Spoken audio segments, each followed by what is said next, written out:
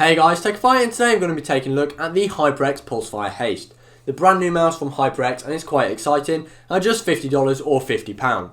If you enjoy this video or find it helpful, please consider subscribing to the channel, but obviously you've got to watch it first, so guys, let's get into this.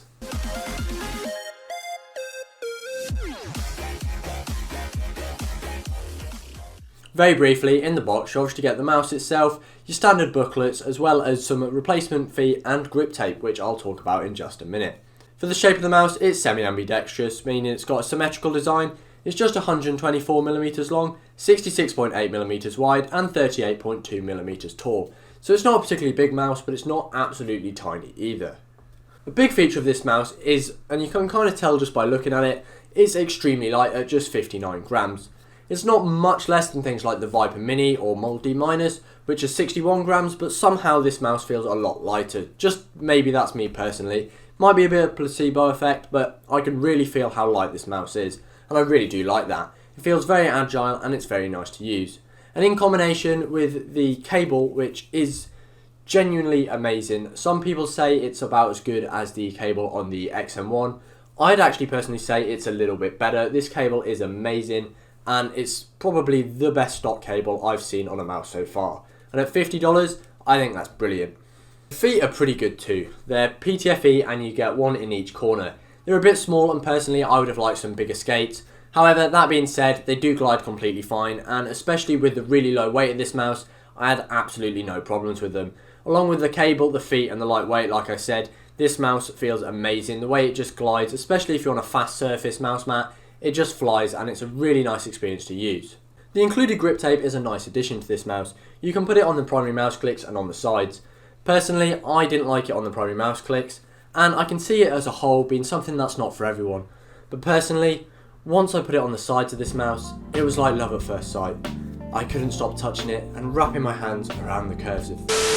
For what grips you are going to be able to do with this mouse, if you're a palm user, don't go with this mouse. If you've got really small hands, maybe you can get away with it, but it won't be great, and I wouldn't recommend this mouse for palm grip. If you're a claw user, if you have big hands, then this mouse may not be great for you. You might find it quite difficult just with the way it's shaped and the fact that it is particularly small. However, my hands are 17cm by 8.5cm, and I use more of a relaxed claw, and this mouse was really comfortable for me. I really enjoyed using it, and it was a great experience overall. Similarly, if you have a more aggressive claw, as long as your hands aren't massive, it should be absolutely fine for you.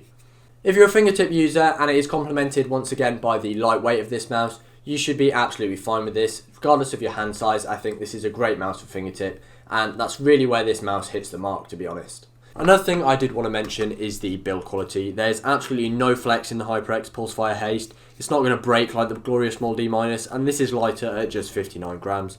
HyperX has done a really good job with the build quality. The sensor uses the Pixar PAW3355 with up to 16,000 dpi. It's a pretty good sensor. It felt very nice and responsive, and while it isn't as good as something such as the 3389 on paper, it did feel absolutely fine and I had no issues with it.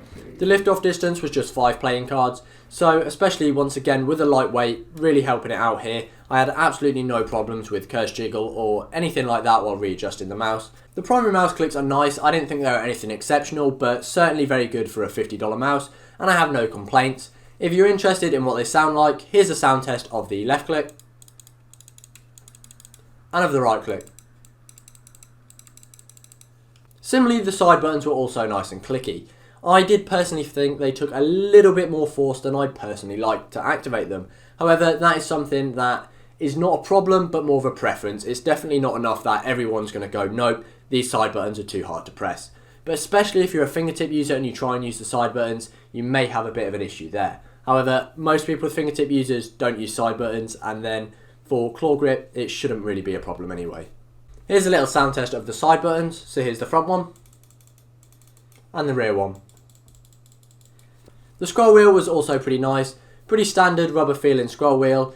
Nothing wrong with it at all. It performed quite well and scrolled distinctly between each tick. So here's a little sound test for those of you who are interested of it scrolling and it clicking. For the lighting, obviously, as you can see, only the scroll wheel lights up. It is fully RGB though, and it does look pretty cool. I think with 59 grams as the weight on the mouse, you're obviously not aiming for loads of RGB and colour, and I think it is still a pretty good looking mouse. So I have no complaints there, and RGB and lots of fancy lighting isn't my first priority, obviously performance is.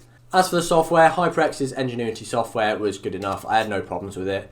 I think it has got some room to be improved on, just in general. However, everything I wanted to do could be done easily enough, so I have no problems with it overall. Overall, I think this mouse is an absolute steal for $50. There are a couple little things that stop this being the perfect mouse for me, but at $50 I think it smashes all the competition at this same price point. The cable is beyond amazing. It's probably the best stock cable I've had on a mouse. The feet are fine, the sensor is more than good enough, the clicks are nice, and the shape feels very nice. 59 grams is a super lightweight, and it makes this mouse feel amazing. Just as a quick roundup for if you should get this mouse: if you're a palm user, no. If you're a claw user, yeah, probably, unless you have really big hands. And if you're a fingertip user, yep, I think you'll like this mouse. If you enjoyed this video, please leave a like and make sure you subscribe to the channel down below. If you want to look as cool as me, and I know you do, you can get yourself some merch at takeafire.co.uk/merch. For your next video, I'd say go check out my last video, which was a review of the Rocat Burst Pro, a $60 gaming mouse that's a little bit heavier, but it is quite cool and very good overall. Thank you guys for watching, and I'll see you guys next time.